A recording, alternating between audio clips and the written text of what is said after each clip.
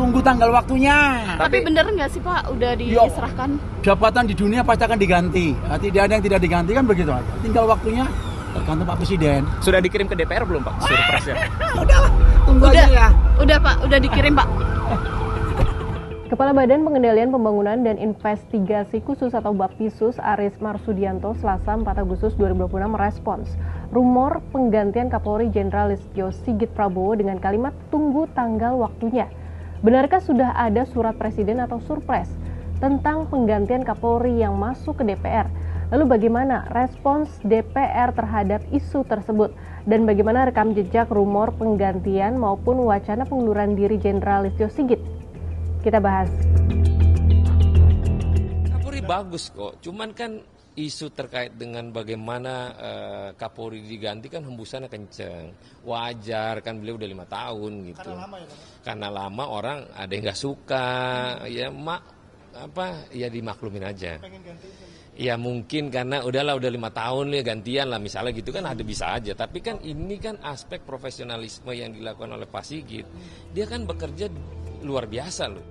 Isu masuknya surat presiden tentang penggantian Kapolri yang telah masuk ke DPR berembus kencang Selasa 4 Agustus 2026. Namun Ketua Komisi 3 DPR Habibur Rahman membantah kabar tersebut. Ia menegaskan tidak ada surat presiden terkait penggantian Kapolri yang diterima DPR serta mengimbau masyarakat agar tidak mudah terpengaruh oleh isu yang beredar. Sebagai informasi, Jenderal Listio Sigit Prabowo dilantik sebagai Kapolri pada 27 Januari 2021 pada masa pemerintahan Presiden ke-7 RI Joko Widodo. Berdasarkan Undang-Undang Kepolisian yang baru, batas usia pensiun perwira Polri adalah 60 tahun. Listio yang lahir pada 5 Mei 1969 kini berusia 57 tahun. Artinya, ia masih dapat menjabat sebagai Kapolri hingga sekitar 2029.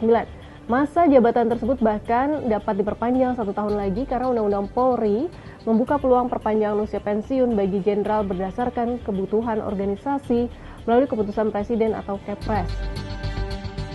Rumor penggantian Kapolri sendiri bukan kali pertama mencuat. Isu serupa sempat mengemuka setelah demonstrasi pada akhir Agustus 2025 yang berujung ricuh dan memicu desakan agar Kapolri mundur.